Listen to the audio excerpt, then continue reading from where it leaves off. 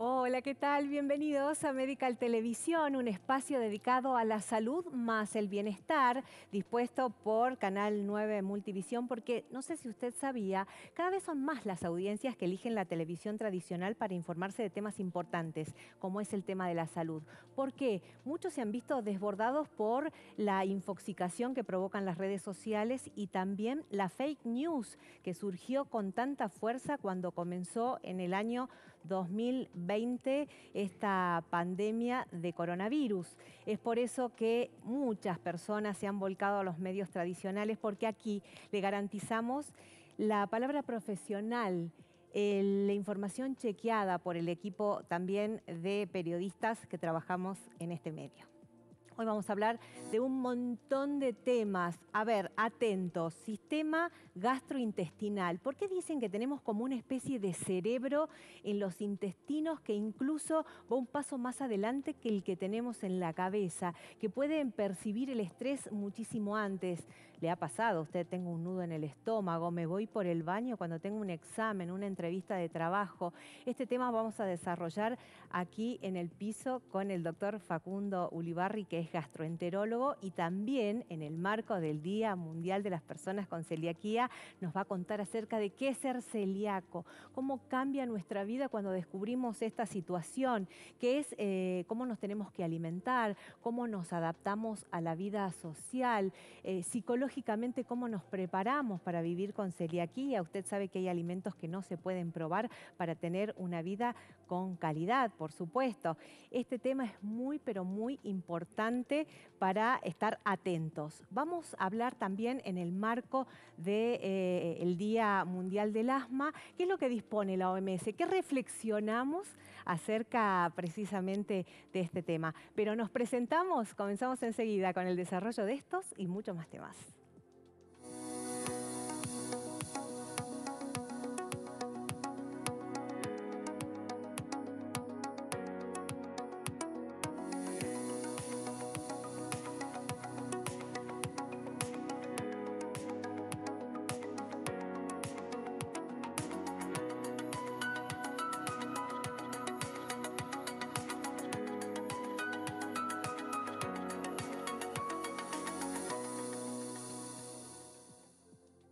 Y por supuesto, en la emisión de hoy no podemos dejar de hablar de esta segunda ola de coronavirus y todo lo que va surgiendo en torno a este tema.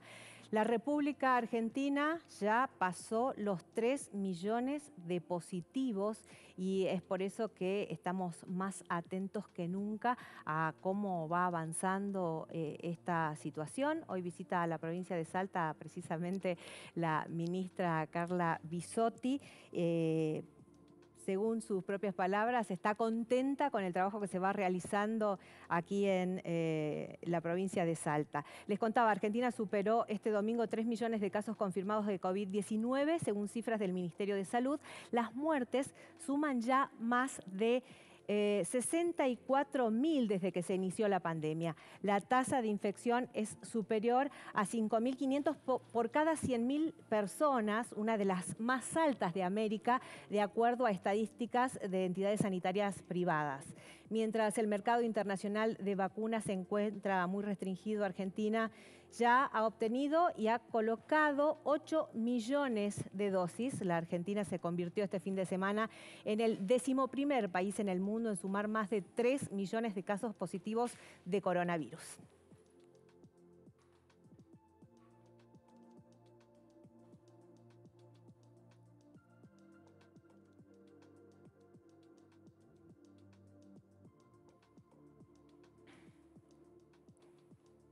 Y ya se encuentra con nosotros el doctor Maximiliano Gómez. ¿Cómo estás, doctor? Hola, buenas tardes. Muchas gracias por estar aquí. El doctor Gómez es alergista, también es especialista en inmunología clínica. Y hablando de alergias, antes de entrar, por supuesto, en el tema que nos trae acá, qué difícil esto de ser alérgico en tiempos de COVID-19, ¿no? Nada Totalmente, más inoportuno. totalmente.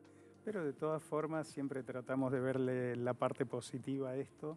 Hay un reciente estudio de Europa, que ellos ahora están en la primavera, y en la cual han visto de que el uso de barbijo ayuda a tener menos alergia al frenar, al bloquear, al hacer una barrera frente a las partículas que se inhalan y que provocan alergia.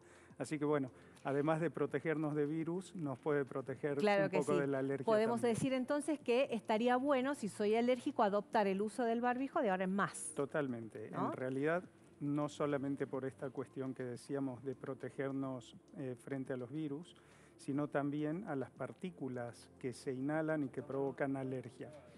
Permanentemente surgen y ustedes más que nadie, los médicos, saben que estamos aprendiendo acerca del COVID-19, a unos ensayos y una noticia también de último momento que empezó a dar vuelta, es que medicación para asma, por ejemplo, se aplica para morigerar el COVID-19, ¿no? Así es un estudio que es preliminar, o sea, son resultados en una población bastante limitada y hay que ver la generalización de ese tipo de resultados.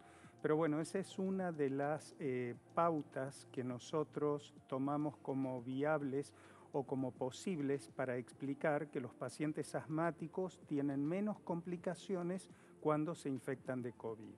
El tema de la utilización de medicación para asma ayudaría a disminuir al menos la puerta de entrada del virus en la parte del epitelio respiratorio. Bien, doctor, yo ya le había adelantado a nuestros televidentes que lo habíamos invitado en el marco de este Día Mundial del Asma, en donde la Organización Mundial de la Salud y entidades que trabajan en pos del asma en el mundo vienen desmistificar acerca de algunos temas que tenemos o preconceptos acerca del asma, ¿no? Lo voy a invitar para que compartamos un informe acerca de este tema, entramos de lleno y ya volvemos con el doctor.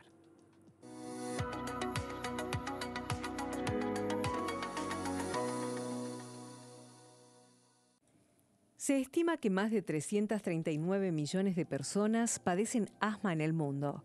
El asma es la enfermedad no transmisible más frecuente en los niños, aunque la mayoría de los fallecidos por esta enfermedad son adultos mayores. El asma es un problema de salud pública, no solo en los países de ingresos elevados, aparece en todos los países, independientemente de su nivel de desarrollo.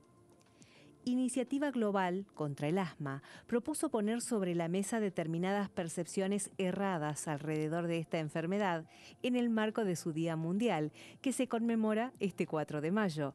Aunque es una enfermedad sumamente frecuente en Argentina y en el mundo, todavía persiste cierto desconocimiento sobre su origen, su manejo y el tipo de vida al que se puede aspirar.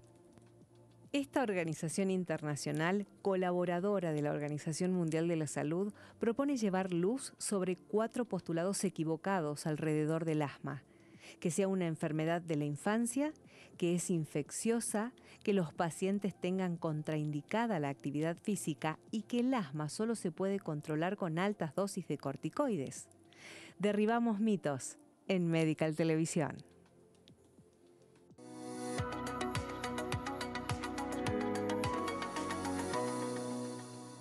Doctor Gómez, ¿siempre el asma es alérgica? Casi, no siempre. Sobre todo en las personas en que el inicio de su asma es en edad adulta, hay más posibilidades de que no sea por alergia. Pero la mayoría de los casos de asma tiene un origen alérgico, aproximadamente el 80%. Nos llevó de lleno. Edad adulta, ¿se puede tener asma en un momento de la vida así Sí. sin haber tenido antecedentes antes? Decididamente, en cualquier edad. Esto es simplemente generalizar que el asma de inicio infantil suele ser de origen alérgico, el asma de origen adulto suele ser no alérgico, ¿sí? Eso es en generalidad. Doctor, ¿qué es el asma? ¿Qué pasa en nuestro cuerpo cuando decimos que tenemos asma? El asma es una enfermedad inflamatoria de la parte respiratoria a nivel bronquial y un poquito más abajo, en el cual se provoca una inflamación por diferentes estímulos. El más común es por una reacción alérgica a ese nivel y que genera los síntomas característicos. Cuando nosotros vemos a una persona con asma, la identificamos para nosotros fácilmente porque empieza a tener una dificultad respiratoria una fase característica de ese ahogo, empieza a tener ruidos en el pecho, como ronquidos o como silbidos, y que eso también a veces hasta puede generar dolor, sobre todo cuando le provoca accesos de tos. Bien, ¿cómo se controla un ataque de asma y si se cura en algún momento de la vida? Habíamos dicho, tenemos muchos estudios que hacen seguimiento a lo largo de la vida de los pacientes y se dan lo que nosotros llamamos diferentes clústeres, diferentes tipos. ¿En qué sentido? Hay pacientes que inician a temprana edad, en la infancia, se les corta y nunca más tienen. Otros pacientes que se les corta y les vuelve. Otros pacientes que empiezan más tardíamente y persisten. Otros que los tienen por corto tiempo. Entonces, tenemos diferentes características dentro de un mismo paraguas que es el asma bronquial. Necesitamos evaluar a cada paciente en particular para poder orientarlo acerca de cuál puede ser su posible evolución. De eso se trata la medicina personalizada, de tratar de evaluar a ese paciente con sus características particulares y su entorno. Y en base a eso el tipo de tratamiento se irá adecuando. El tratamiento característico para desinflamar esos bronquios son los corticoides inhalados, que son muy seguros, no así los corticoides sistémicos, lo que se toma por boca o inyectable a medida de que se hace repetitivo, a medida de que se dan en altas dosis, todo eso tiene los efectos secundarios de los corticoides. Con respecto a los inhalados, a los que van a la parte respiratoria, son prácticamente nulos. Si están bien controlados y bien guiados, prácticamente nos desentendemos de ese tipo de problemas. ¿Tiene usted la impresión con sus pacientes de que hay como un fantasma en torno, ¿no?, al corticoide? Es decir, me va a provocar adicción. ¿Qué va a pasar si un niño desde muy chiquito se acostumbra a esto? Totalmente, ¿no? pero además debemos recordar que tenemos la medicación complementaria que es el broncodilatador. Y también existe el mito de que el broncodilatador me hace mal al corazón, que no se puede utilizar. Y la realidad es que cuando necesitamos utilizar mucho broncodilatador, quiere decir que esa asma no está bien controlado. Por tanto, debemos recurrir a utilizar mucho de esto.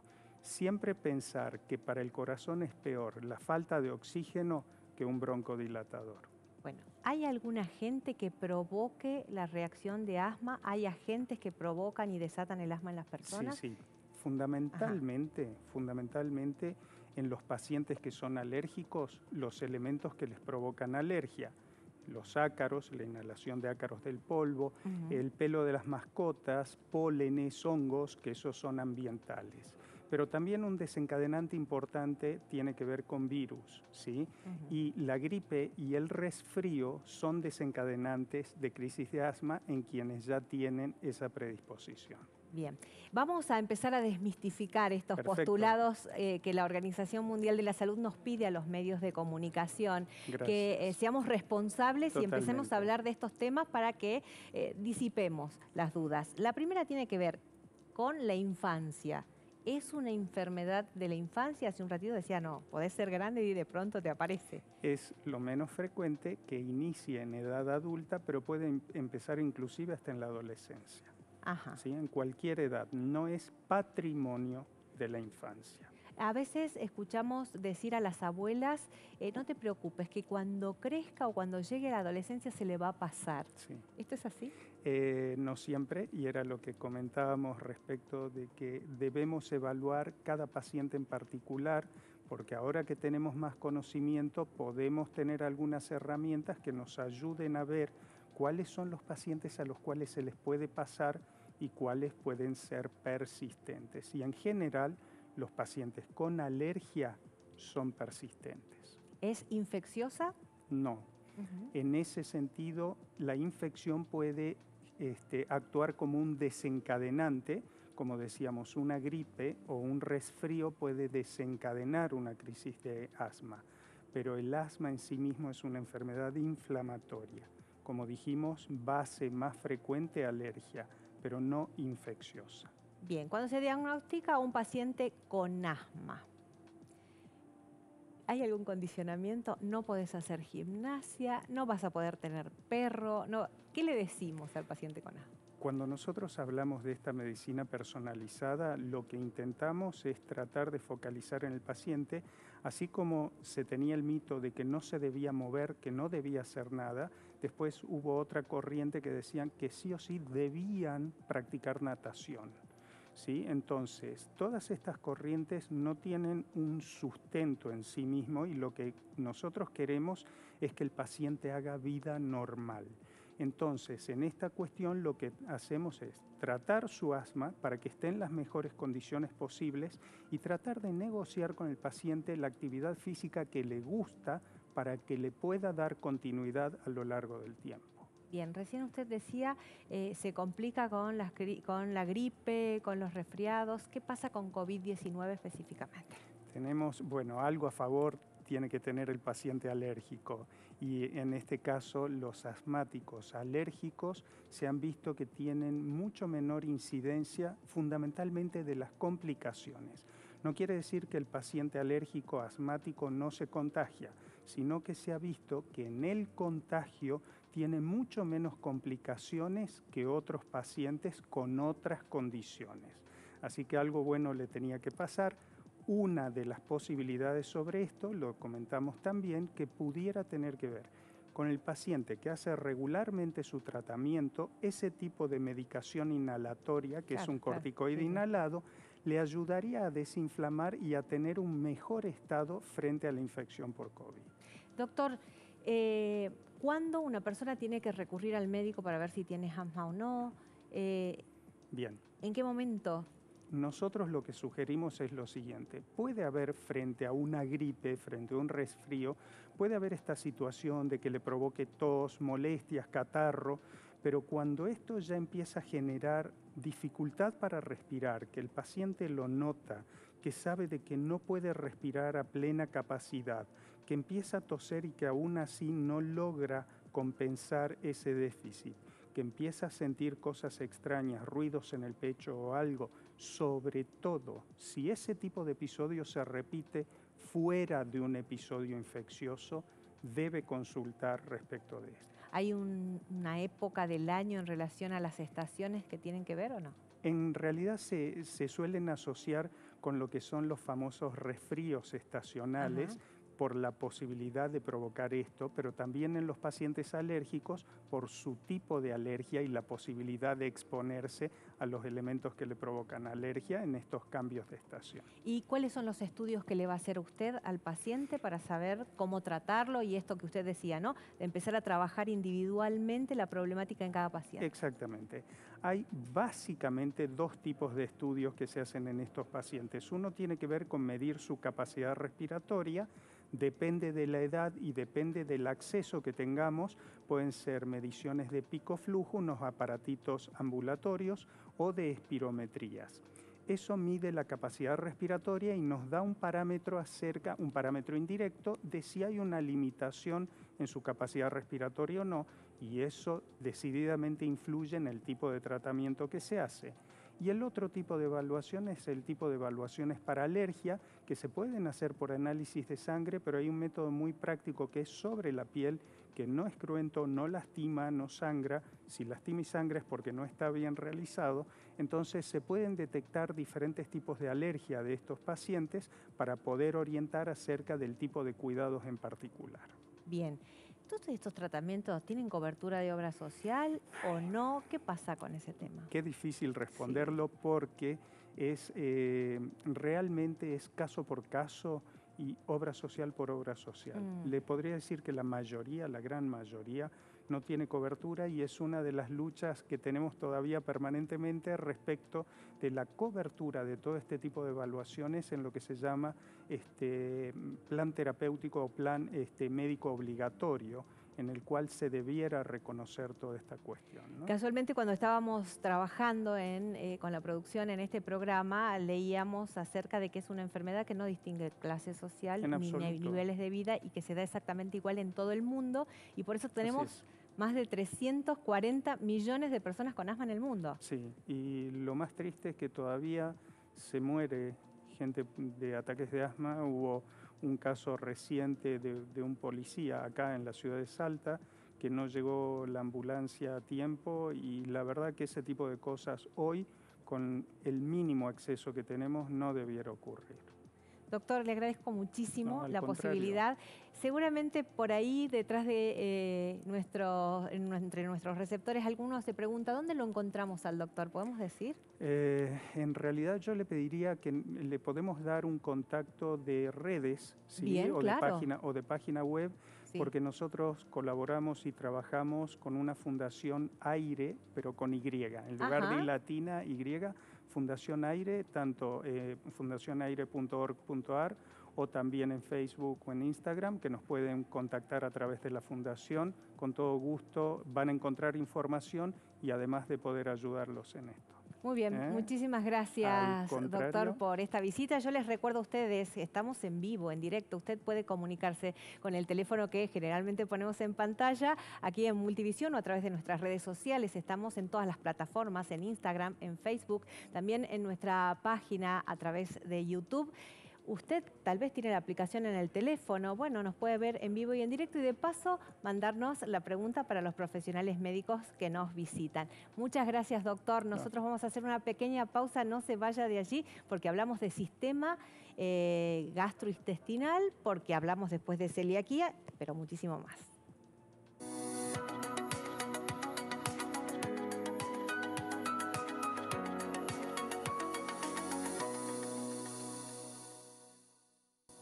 Segundo bloque de Medical Televisión. Gracias por estar ahí, gracias por los innumerables mensajes que estamos recibiendo en nuestro canal a través de WhatsApp y gracias a los que nos ven desde distintos puntos de la Argentina y también del país. Acá estaba leyendo desde Orán, Metán, un montón de mensajes que estamos empezando a canalizar. Les vamos a responder acerca de los profesionales médicos donde atienden. Recién teníamos en el piso a una eminencia en lo que es alergia. Le podemos contactar con el doctor y por supuesto con la fundación al que él hacía referencia. Ahora vamos a cambiar de tema y voy a saludar al doctor Facundo Ulibarri. ¿Cómo está, doctor? ¿Qué tal? Gracias por venir. Al contrario, muchas gracias a vos por la invitación. El doctor es gastroenterólogo. A ver, atención, porque es tan frecuente escuchar tengo un nudo en la panza o tengo un examen y me estoy yendo por el baño, doctor. Tal cual. Qué complicado, sí, ¿no? Tal cual, como vos decís. Es verdad que, de hecho, las patologías funcionales, que ese es el nombre genérico a todos estos síntomas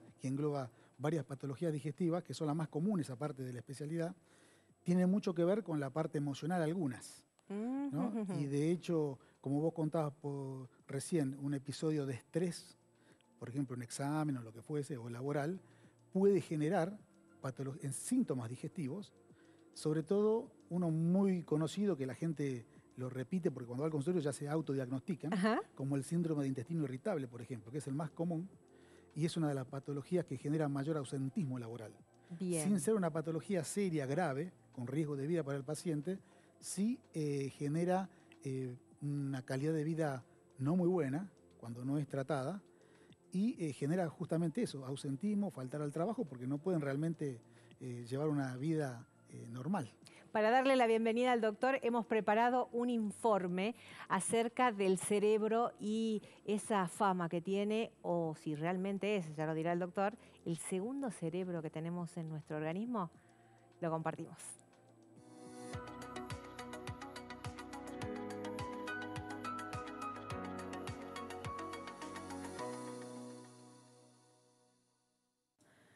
A diferencia de cualquier otro órgano de nuestro cuerpo, nuestro intestino puede funcionar solo. Tiene su propia autonomía para tomar decisiones y no necesita que se le diga qué hacer. De allí que hace unos años se lo apoda el segundo cerebro. Ese cerebro independiente en nuestras entrañas y su compleja comunidad microbiana influyen en nuestro bienestar general. Así es que los médicos tienen cada vez más claro que la función de nuestro sistema digestivo va mucho más allá de simplemente procesar la comida que ingerimos. El 70% de las células de nuestro sistema inmune vive en el intestino. Eso hace que la salud de nuestro intestino sea clave para nuestra inmunidad ante las enfermedades. En los descubrimientos recientes también surge que nuestro intestino está ligado a los niveles de estrés y al estado de ánimo. Si tenemos problemas intestinales, algo clave que necesitas hacer es observar cuánto estrés tenés. Pero también es interesante pensar que la mayoría de la serotonina del cuerpo, se estima que en torno al 80 o 90%, se encuentra en el tracto gastrointestinal.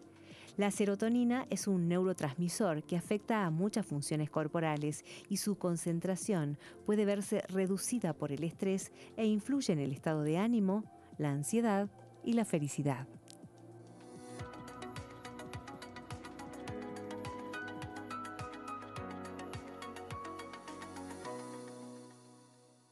Están nuestras líneas de comunicación abiertas para hacerle llegar cualquier inquietud al doctor Facundo Ulibarri, gastroenterólogo. Bueno, ya habíamos empezado a charlar. Así es que llega la gente y le dice, yo creo que tengo tal cosa porque siente algo en el intestino. Y bueno, justamente ¿Cómo es eso? muchas veces ocurre eso, ¿no? De hecho, las redes sociales o las páginas de internet con el fácil acceso a cualquier persona, muchos cuando concurren al médico ya previamente han leído, han googleado, han puesto algún síntoma y leen lo que aparece en el momento.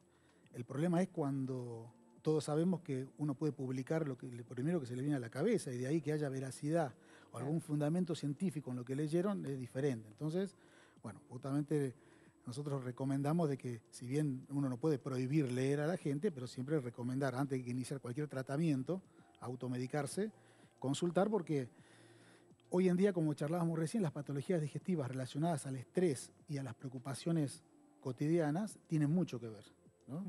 De hecho, en este momento de pandemia, de encierro de la gente, ¿no? Con la preocupación de familiares enfermos, no saber cómo puede evolucionar una enfermedad, eso generó también un aumento de las enfermedades relacionadas a esto, como por ejemplo que charlábamos recién, el intestino irritable, el síndrome de intestino irritable o colon irritable. Esta patología que es muy común, es muy molesta y que tiene una relación entre el estrés, y por eso muchas veces hablamos de que las emociones también afectan la salud, y en la parte digestiva también, de tal forma que pueden generar alteraciones en el hábito intestinal, dolores abdominales, ¿no? ¿Y ahí cómo se hace el tratamiento, doctor? ¿Voy al gastroenterólogo y también voy al psicólogo? ¿Cómo es? Bueno, hay etapas de tratamiento, muchas veces y según la severidad que tenga el cuadro. Hay pacientes que, pero todos los pacientes, por más severidad que tengan de estos cuadros, ¿no? Sí es importante que el médico se tome el tiempo de explicarle que la característica que tiene su patología, de los riesgos o no que pueda tener por su enfermedad, porque claro, el paciente tiene que saber, por ejemplo, le explicamos muy claramente de que se diagnostica este tipo de patologías funcionales en el consultorio del paciente, conversando con él, contándole la evolución de su enfermedad, y los estudios que el médico puede solicitar son solamente para descartar otras patologías. Entonces, cuando uno pide, supongamos, una ecografía o un análisis de sangre y de repente los análisis salen bien, el paciente, si uno no le explica que uno buscaba eso, se angustia más porque dice, bueno, no me encuentran nada. Claro, ¿no? Entonces no me encuentra nada, entonces va a otro médico. Y otro médico le pide otra tomografía. Y después viene con una pila de medicamentos, de estudios. Y finalmente hay que explicarles que esa ansiedad que tienen por saber qué enfermedad tienen, ¿no? Se trata con medicación. Vos decías que si hay necesidad de consultar al psicólogo, porque si tiene alguna relación con el estrés o las preocupaciones, bueno, hay pacientes que inicialmente explicándole su enfermedad y tratándolo con medicamentos funcionan muy bien y evolucionan favorablemente. Otros necesitan asociar medicamentos digestivos con algún ansiolítico. De hecho, vienen medicamentos que en la misma cápsula contienen algún medicamento, por ejemplo, para el dolor abdominal, que es un síntoma característico del colon irritable, más alguna pequeña dosis de ansiolítico, ¿no? Y yo le explico que es para los nervios del intestino. Bueno, como para que más o menos relacionen su estrés con sus síntomas. Y la gente, a ver, la gente lo percibe porque es popular este tipo de dichos de me cayó pesado tal situación y efectivamente me cae pesado lo que como después. Es como que ya lo tiene interiorizado, que está ligado. Algunos lo relacionan inmediatamente y otros en la conversación uno lo hace relacionar, ¿no? Por ejemplo, le pregunta si ha tenido preocupaciones, si son pacientes jóvenes universitarios o en edad de escolar o de colegio, si ha tenido algún examen, alguna discusión fuerte, y ellos en algún momento empiezan a relacionar episodios de su vida con las crisis, porque de hecho esta patología evoluciona con crisis, con momentos de que después de una discusión o previo a un examen me empezó a doler mucho el estómago, incluso pueden ir a la guardia, porque el dolor es tan intenso que no es que lo imaginan, les duele de verdad. Entonces concurren a la guardia, en la guardia lo evalúan, le piden las ecografías, etcétera, y el paciente después empieza a relacionar que episodios de determinado estrés manifiestan sintomatología. Doctor, lo hemos invitado para que entremos de lleno en esta semana de concientización del paciente celíaco y toda la problemática para hablar específicamente, pero tenemos mensajes de nuestros televidentes para ver si lo puede responder. Dice, no puedo tragar, siento que tengo cerrada la garganta. ¿Será un problema de deglución? Ya hace varios años y cada vez estoy peor. Primero habría que ver la edad, ¿no? Paciente joven o paciente adulto. Sí. La dificultad para tragar, por lo que está describiendo el paciente, es una dificultad para deglutir de la parte superior, ¿no es cierto? Parece ser de la garganta, la describe como garganta. Sí, sí, sí. La parte faríngea, la deglución comienza en la boca, ¿no es cierto? Con el paso del bolo alimentario hacia la faringe. La faringe, si bien no es territorio del gastroenterólogo, interviene en que pase el bolo alimenticio al esófago por las contracciones musculares. Por ejemplo, los pacientes que han sufrido una ACV, ¿no es cierto? Un accidente cerebrovascular, puede tener como secuela una dificultad en la deglución, porque los músculos deglutorios no se comprimen como deberían ser, se contraen como deben ser, para hacer descender el bolo alimenticio al esófago. Esa podría ser una causa neurológica, por ejemplo. Una primera respuesta, lo mejor es que vaya y consulte a un especialista para que lo vea. Perdón, es un síntoma importante. La dificultad para tragar es un síntoma no como para dejarlo pasar un tiempo, sino como para consultar inmediatamente. Otro televidente dice, vivo con mi estómago hinchado, inflamado, más de 15 años. Bueno, esa es la queja permanente del paciente, ¿no? Y por ahí no pensamos en todo lo que le damos, ¿no? Claro, bueno, sufren mucho de ese síntoma, de la hinchazón, de la distensión abdominal. La distensión abdominal tiene distintos factores. La mayoría son trastornos funcionales, ¿no? Funcionales de mala digestión, dispepsia, hiperfermentación intestinal, donde uno al revisar al paciente observa que el abdomen sí realmente está distendido, y otros tienen una hipersensibilidad. Se perciben distendidos e hinchados, pero en realidad cuando uno lo revisa no observa esa característica, ¿no?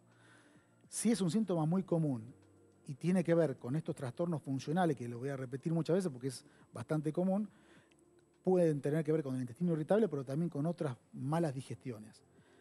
Es muy difícil tratarlo, la verdad. Si bien es un síntoma muy común, y hay muchos medicamentos para esto. Cuando hay muchos medicamentos para una sola patología, sabemos que hay que empezar a probar varias cosas. Pero sí uno da recomendaciones. Por ejemplo, a este señor, que seguramente, pobre, ya tantos años, capaz que lo debe haber visto yo también en algún momento, si de Salta, alimentarse, masticar, bueno, por supuesto eso, ¿no? Tomarse el tiempo para comer, ¿no? Eso de comer que ya es común en todos, comer en 5 minutos y no saber ni siquiera qué ha comido uno, masticar bien la comida, ¿no? Tomarse el tiempo necesario, eliminar algunas veces también utilizamos el recurso de la nutricionista para que le recomiende algunos alimentos que son más fermentativos, ¿no? Y excluirlos de alguna forma de la dieta, sobre todo en los momentos o épocas en que se siente más sintomático. Bien. Doctor, tenemos un montón de preguntas, pero vamos a entrar de lleno al tema por el que lo hemos invitado, que tiene que ver con la celiaquía. Ya estaba ahí nuestro director mostrando la consulta que viene de parte de una persona que no sabe todavía si es celíaca. Vamos a presentar, si usted me permite, un pequeño informe donde también vamos a escuchar testimonios en primera persona de personas que padecen la celiaquía. Lo vemos.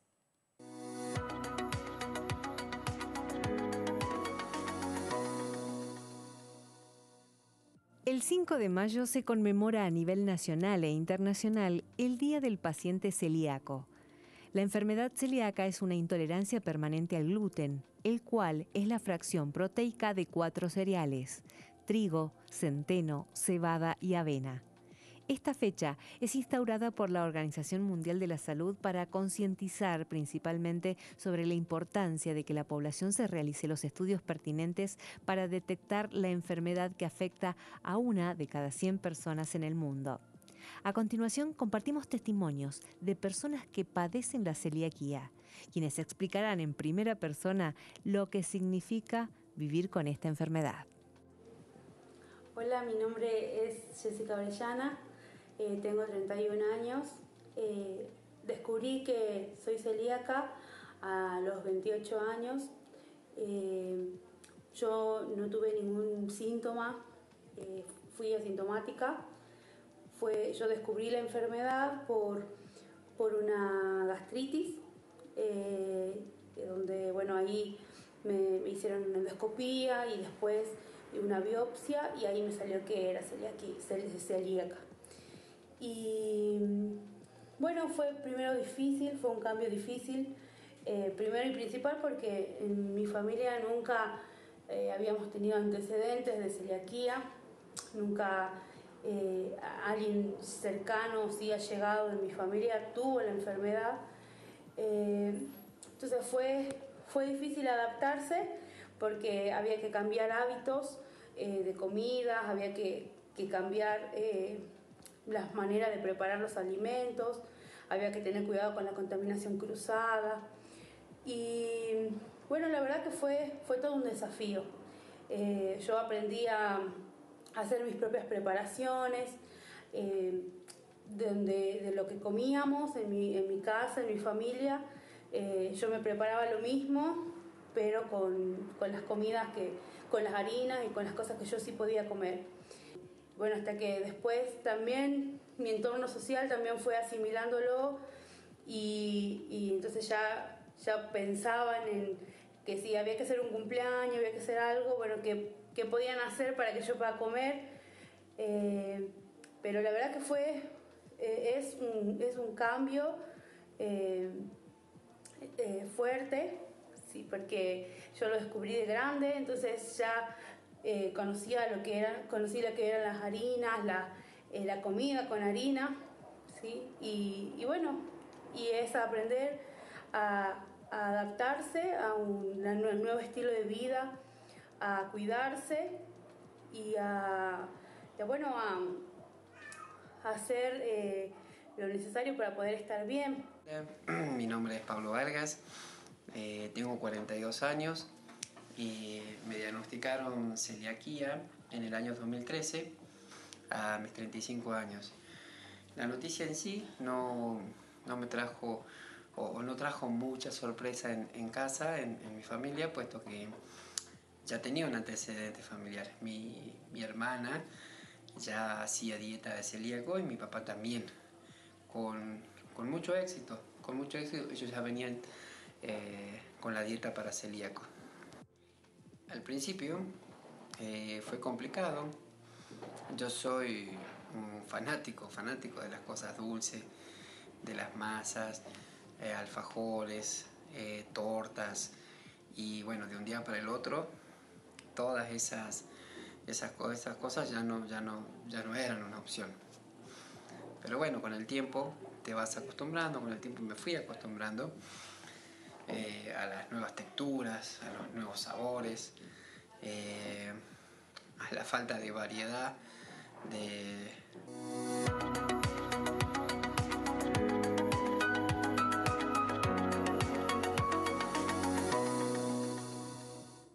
Y yo ya le consultaba al doctor Ulibarri por qué tengo la impresión de que hay más celiaquía que antes. Y no es así, hay nuevos métodos para detectarla. Claro, actualmente la enfermedad celíaca tiene métodos de diagnóstico que hace años no existían. De hecho, si hablamos que son pacientes con una predisposición genética, es decir, que heredaron, ¿no es cierto?, de sus antepasados, es probable que abuelos de pacientes celíacos no hayan sido diagnosticados en su momento porque no existían los métodos de diagnóstico de ahora. ¿Qué es ser celíaco, doctor?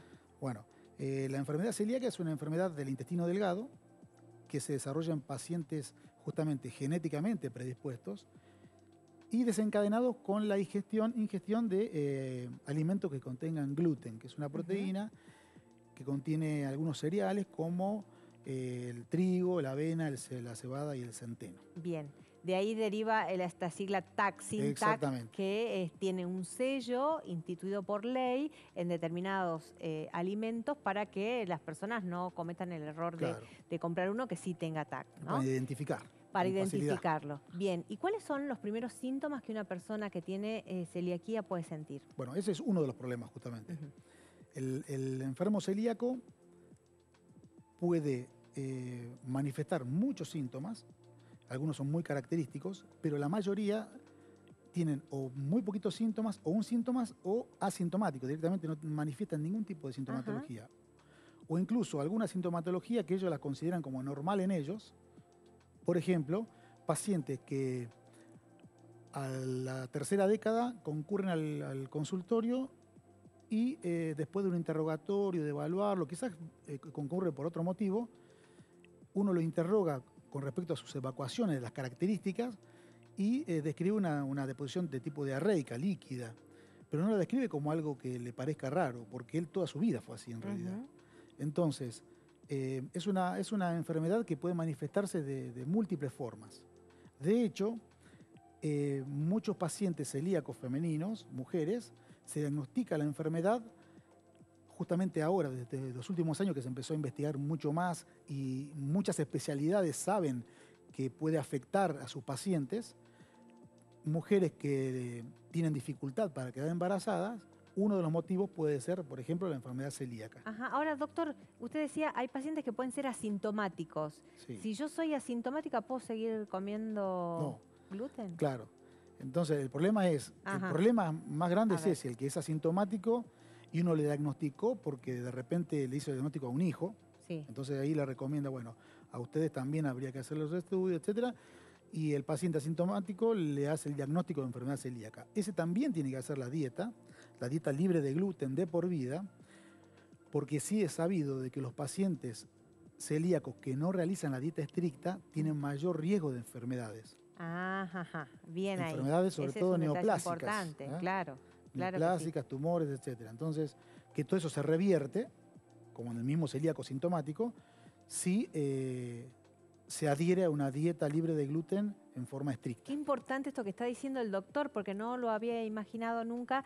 Y bueno, vamos a ir con preguntas de nuestros televidentes que están llegando. Dice, hace un tiempo me realizaron estudios para celiaquía. Un valor dio positivo y otro negativo. Yo continúo con dolores de estómago y no supo explicarme el doctor que me atendió a qué se debe. Bueno, primero habrá que ver si el dolor de estómago es por la enfermedad celíaca o no, ¿no es cierto? Sí. Con respecto a los métodos de diagnóstico, los anticuerpos, que ahora se habla tanto de anticuerpos y hablamos de anticuerpos por el COVID, los anticuerpos relacionados a la enfermedad celíaca, existen distintos métodos. Algunos métodos son operador dependiente y tienen falsos negativos, por ejemplo.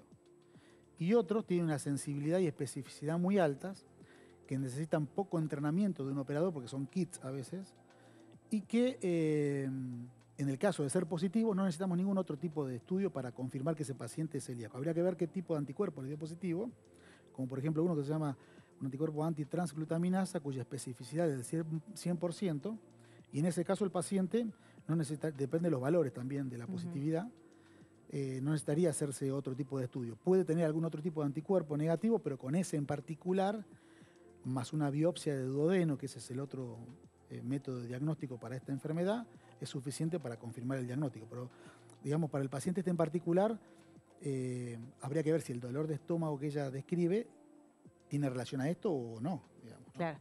Ahora, doctor, qué complicado que es ser diagnosticado con celiaquía, no solo porque somos seres sociales y vivimos, ¿no?, rodeados de personas y de actividades que por ahí nos impiden llevar una dieta tan estricta.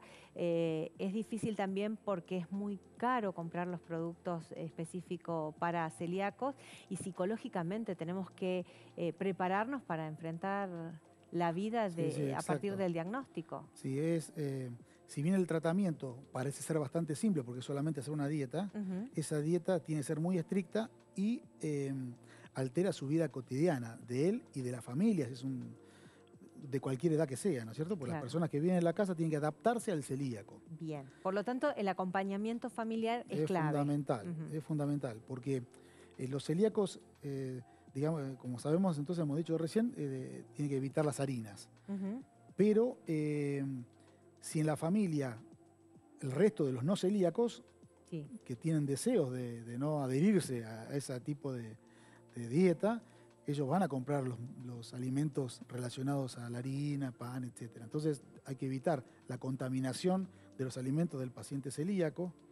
El gasto, como vos dijiste, es importante, es mucho más caro los alimentos para el celíaco y de hecho, si mal no recuerdo, en el año 2014 se dictó una ley, Ujú. ¿no es cierto?, la ley del Sí, sí, sí. celíaco, donde obliga a todas las prepagas y obras sociales a colaborar con el paciente celíaco con un monto que va obviamente cambiando con el transcurso del tiempo para que pueda disponer mínimamente, porque no creo que le Claro. alcance para nada, pero mínimamente para poder comprar los alimentos específicos. Ahora, doctor, ¿hay casos en donde además de la dieta se necesita medicación o no?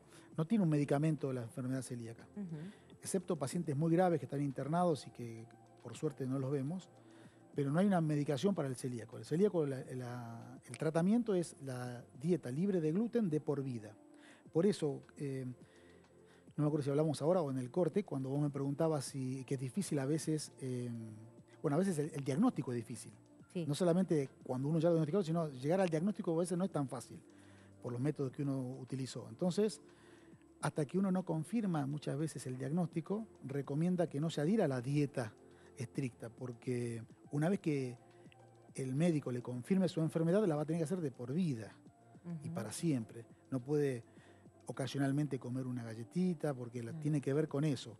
La buena evolución de la enfermedad tiene que ver con la correcta adherencia a la dieta. Bien, hace un ratito usted decía, no, por más que no tengamos síntomas, tenemos que estar atentos porque podría desencadenar otra problemática en cuanto a enfermedad. Sí, claro. ¿Se han hecho estudios acerca de la celiaquía y COVID-19 en estos tiempos? Bueno, la serie no es muy grande para determinar si hay alguna relación, Ujú.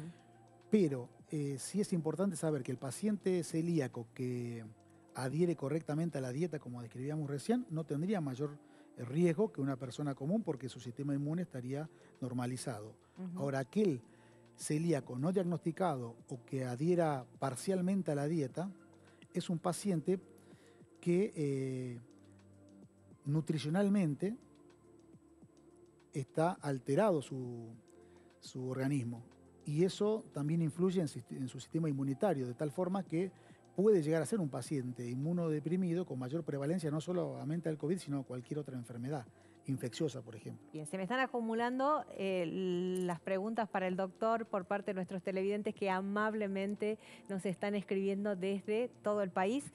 Buenas tardes, soy celíaca y uno de mis síntomas es la dermatitis hipertiforme. Herpetiforme. Bien, aparte de la dieta, ¿qué tratamiento tópico hay? Bueno, para ahí sí, para esa patología que más es dermatológica, de hecho los dermatólogos muchas veces hacen el diagnóstico de enfermedad celíaca. Ajá. La dermatitis herpetiforme es una lesión de la piel que se caracteriza por pequeñas lesiones que parecen vesiculitas, ampollitas pequeñitas, Ujú. que pican, que son pruriginosas, que se revientan y tienen líquido adentro. Tiene la particularidad de que si el paciente realiza estrictamente la dieta, evolucionan favorablemente. No obstante, se pueden utilizar tratamientos tópicos con corticoides, ¿no? Que es más tratado por el dermatólogo, pero sí tiene unas cremas para ese tipo de síntoma o de signo de la piel. Y ya como lo había advertido el doctor, cada vez son más las preguntas que entran con estoy hinchada, me siento hinchado, siento que no me pasa la comida, que se me queda en la garganta, que se me queda en el estómago.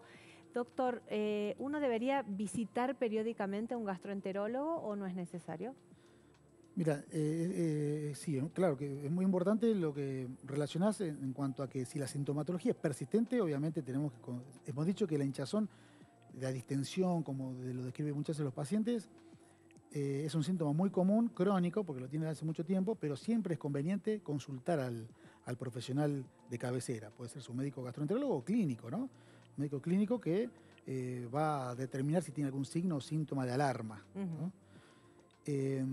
Pero me gustaría nombrar o hacer una salvedad en cuanto al gastroenterólogo o al médico en general, en cuanto a la gastroenterología en particular. Hay una patología muy común que es el cáncer de colon. Dentro de nuestra especialidad de la gastroenterología, el cáncer de colon es el más prevalente, con la particularidad de que es prevenible y curable a etapas precoces.